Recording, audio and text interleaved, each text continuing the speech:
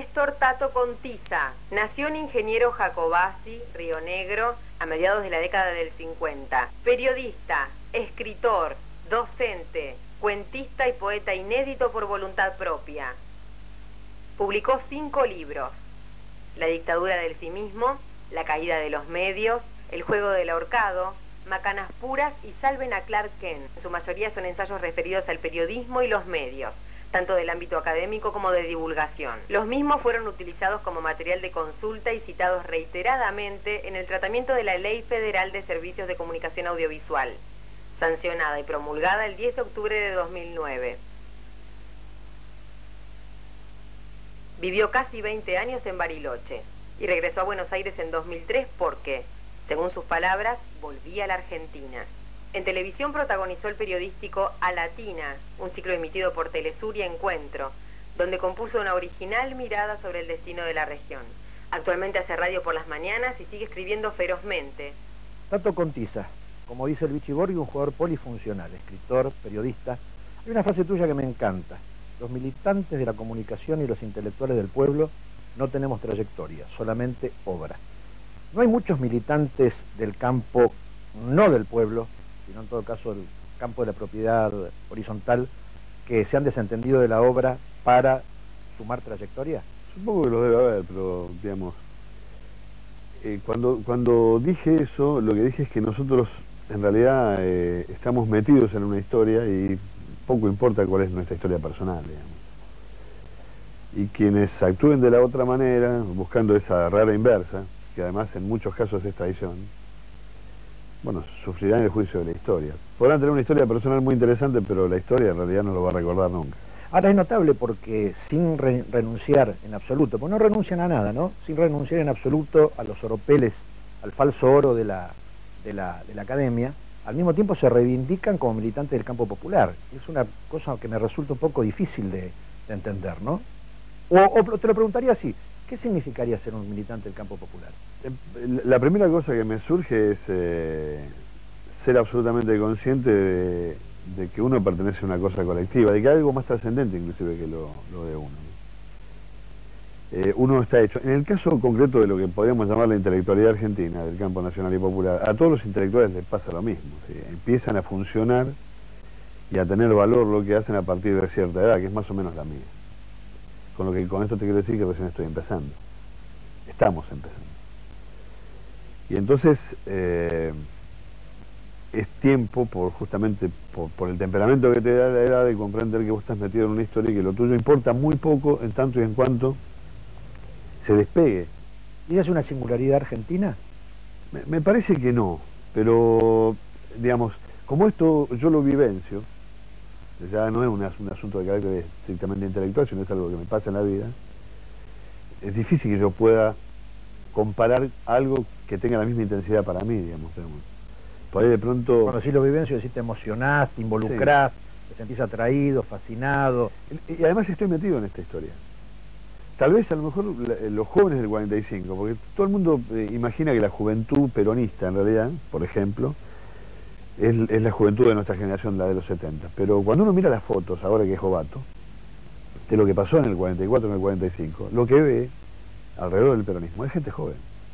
Por eso los muchachos peronistas. Yo estoy trabajando sobre la letra de la marcha, porque creo yo que el paso de la historia fue construyendo sobre esa letra original, inocente, fue casi como construyendo un nuevo peso simbólico en la letra. O sea, vos asociás muchacho a juventud y no a proletariado.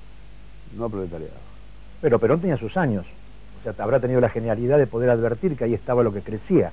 4-5, 4-6. Pero a los 70 era un tipo joven. Sí.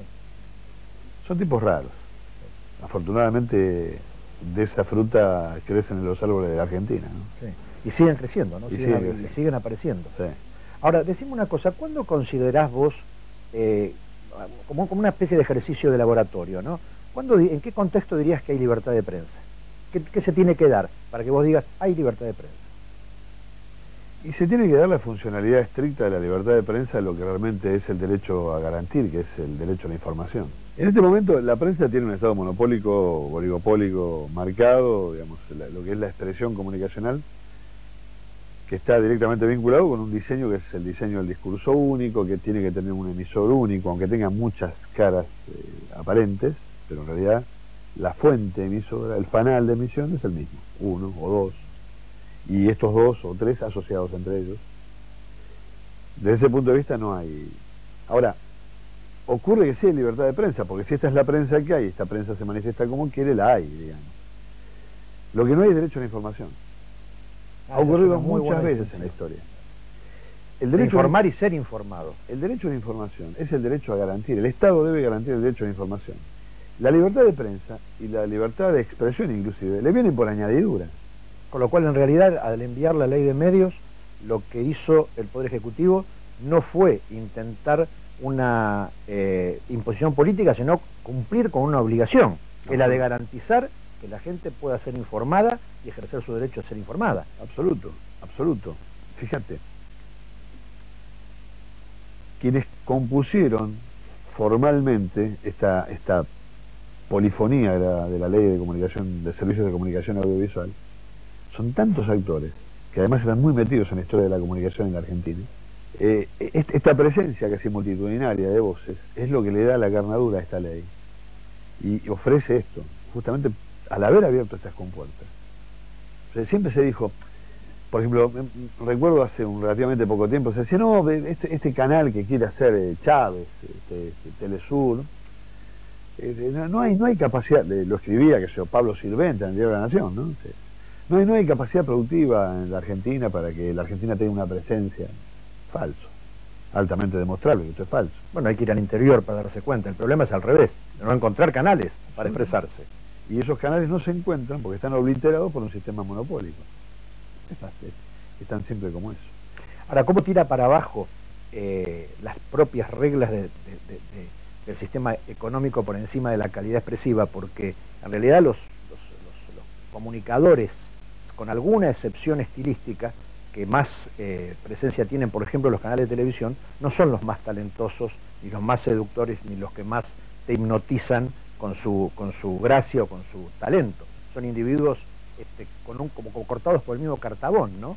Que dicen más o menos lo mismo, más o menos de la misma manera, más o menos con la misma duración, ¿no te parece? Voy por una antiguaya, estamos en horario de protección al menor. Sí, sí, absolutamente. Para hacer boludez necesitas boludos. Creo que es la única respuesta que puedo dar. ¿Por qué? Porque esta chatura, esta falta de gracejo, esta falta de inteligencia, falta de imaginación, errores de sintaxis, errores de pronunciación, errores de conjugación de verbos permanentemente. Bueno, pero algunos políticos superan eso, ¿eh? Bueno, sí, pero por ejemplo, mi gran preocupación con respecto a Mauricio Macri no es el estado en que va a dejar la ciudad de Buenos Aires, sino lo que le está haciendo al idioma castellano. Es una gran preocupación que está perpetrando el idioma, ¿no? Sí, sí. La frase aún de qué es una cosa que todavía la estoy tratando de analizar, no la puedo terminar. Y empezar la frase con un gerundio. Sí, también. ¿No? Haciendo Buenos Aires, ¿no? No nos priva de nada. Sí. Y las traducciones literales del inglés, ¿no? Está bueno. Está bueno, claro. Ahora, también tenemos que pensar que el campo popular en la Ciudad de Buenos Aires algo tiene que hacer, porque la Ciudad de Buenos Aires lo votó a Macri, ¿no? Entonces me parece que hay una cosa carnavalesca, una cosa atrevida, siempre en la cuestión popular, que tiene que cobrar valor de seducción, y que no logra en la Ciudad de Buenos Aires tener ese valor de seducción. Me acuerdo un viejo cartel, ¿no? No sé si te acordás, Buenos Aires vuelve a enamorar, ¿no? Campo Nacional tiene que volver a enamorar, en la Ciudad de Buenos Aires. Sí, es una buena tarea, es como buscar... Tal vez a lo mejor hubo un enamoramiento o un desencanto, lo que provocó el advenimiento de esta política en la Ciudad de Buenos Aires. Bueno, entonces la ciudad está inmadura, porque son como amores de estudiantes, flores de un día, ¿no? Bueno, pero uno se casa y se divorcia. No tan rápido. Son trámites de 4 años. Es casi poligámica Buenos Aires. Trámites cuatrienales, sí, es una buena, ¿no? De 4 a 7. Habría que hacer matrimonio a prueba de 4 años, a ver qué pasa. Exactamente. Sobre la regla del leasing, una cosa parecida. Ahora, Tato, otra cosa que a mí me llama mucho la atención, ¿no? Periodismo hace mucha defensa del periodismo, ¿no es cierto? Mucha defensa corporativa, agranda agravios que si la política tuviese que agraviarse de lo mismo tendría muchos más motivos, no mide con la misma vara, hace una se enoja porque algún programa como 6, 7 y 8 trata las cosas de una cierta manera, pero lo ponen Artemio López y se burlan de él en la tapa de la revista Noticias, o lo ponen una expresión como el facho progresismo, y entonces eso está bien. Ahora, ¿no notas que hay como una obliteración, como una negación de tantos periodistas increíbles que fueron secuestrados y desaparecieron durante la dictadura, y que no se los recuerda con nombre y apellido? Escritores extraordinarios que además fueron periodistas. Estoy pensando en Santoro, estoy pensando en Paco Urondo, estoy pensando en quizá uno de los mejores escritores argentinos, Haroldo Conte. Haroldo Conte, y Rodolfo Walsh. Rodolfo Walsh. Bueno, Rodolfo Walsh un poco más, porque hay algunos discípulos de él que lo recuerdan, pero todos estos, ¿no?, están como en una memoria escondida, y te cuesta encontrar sus obras, y te cuesta que lo reivindiquen como se reivindica a otros que están en vida. Lo que a mí me parece que sucede es que este periodismo no tiene la marca del Rayo. Es decir, vos mencionás a Haroldo, mencionás a Rodolfo Walsh, mencionás a tantos. De los 128 periodistas muertos, desaparecidos o asesinados por la dictadura, no solamente hay nombres conocidos, sino que hay una actitud doble y una condición doble, que es la marca del Rayo. Todos eran militantes. Mientras tanto, el periodismo oficializado, que no tiene la marca del Rayo, considera justamente que el periodista tiene que ser una cosa inocua, lavada, casi inerme, totalmente descontaminada ideológicamente, como si fuese un observador didáctico parado para saber dónde carajo, y desde allí lanzar una mirada especulativa sobre la realidad y ofrecer como consecuencia un relato puro, ¿no? Bueno, es toda una escenificación, una falsificación, porque ni el relato es puro, ni lo parece, ni nadie cree que sea puro, ¿no? Pero estoy pensando en una definición de periodismo, me vino ahora a la cabeza, que dio el viejo maestro Osvaldo Ardizone, periodista deportivo, poeta, bohemio. Tuve la oportunidad de trabajar con él. ¿Trabajaste con él? Tipo, yo lo leía, todo lo que escribía parecía estar diciéndote adiós, ¿no? En el fondo, una cosa maravillosa. Y él decía, un periodista es alguien que ve, mira, vuelve, cuenta. Tan sencillo como eso. Nadie piensa que cuando uno lee un artículo hoy es alguien que fue, miró, volvió y escribió.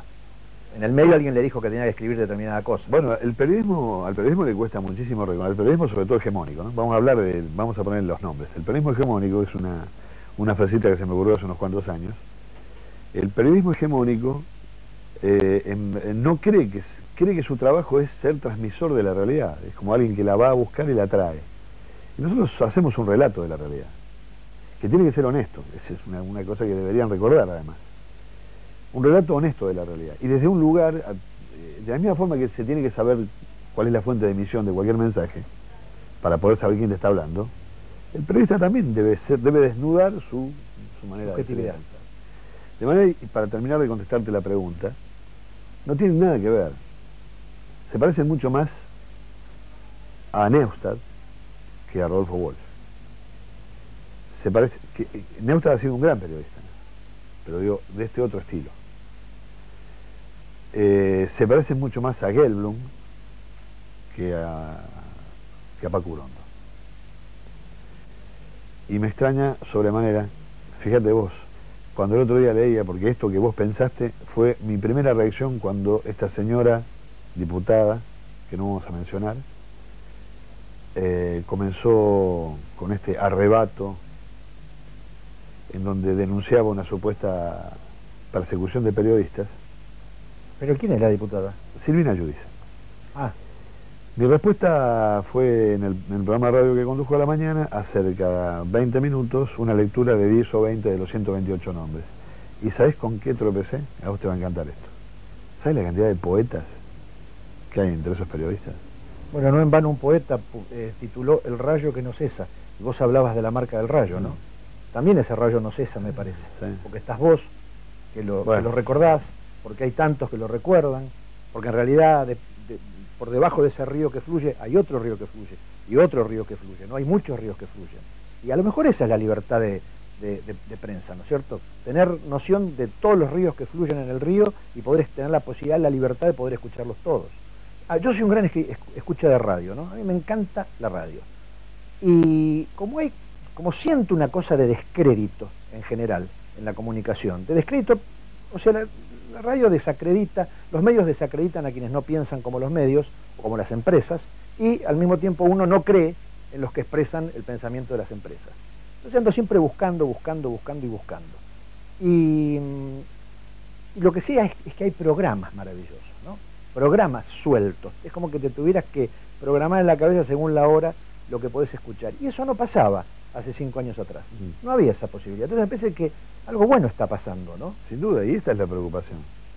Porque detrás de esta campaña de autopersecución que se ha generado en torno al famoso afiche que anduvo circulando por allí, que supuestamente escrachaba a periodistas, lo que hay es un grito de alarma para que nos callemos los que empezamos a hablar hace un tiempo.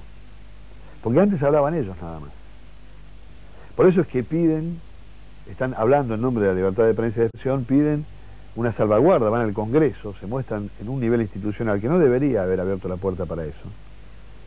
Y dicen cosas como que el Estado debe averiguar quién es el autor de los afiches, o sea, quieren que el Estado se convierta en un Estado persecutor y nazi, cuando en realidad el afiche en sí mismo no constituye la comisión de ningún delito, sino que es una expresión que a lo mejor está desmerecida por no tener firma.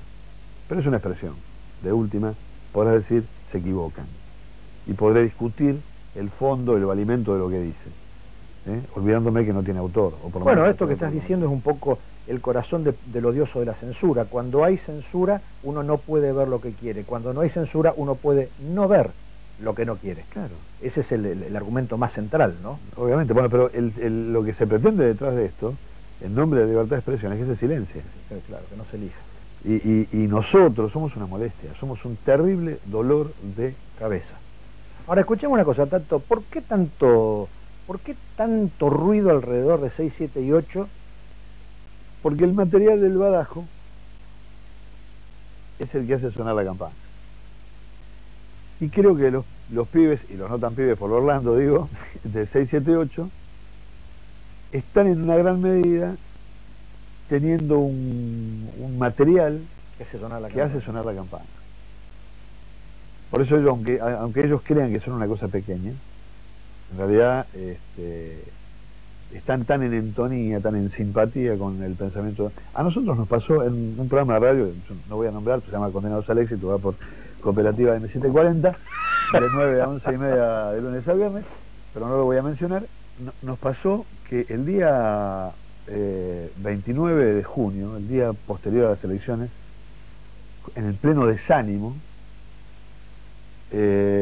uno de mis compañeros, lamentablemente fallecido en enero, el negro Miguel Ángel González, arranca el programa y dice: bueno, yo lo primero que vengo a hacer hoy vengo a denunciar el fraude.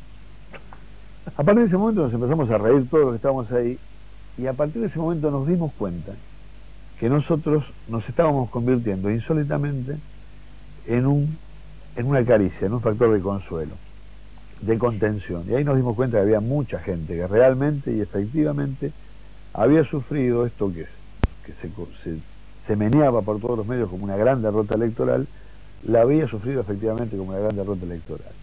Pero que estaban reclamando que alguien dijera, que les hiciera sonar el alma con otro sonido que no fuese el sonido del dolor provocado por la derrota.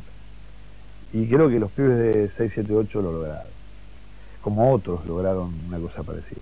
Me quedo con esa maravillosa metáfora de que el tenor, la calidad del badajo, es la que le da sonido a la campana. Te agradezco enormemente. Buenas noches, hasta la semana que viene.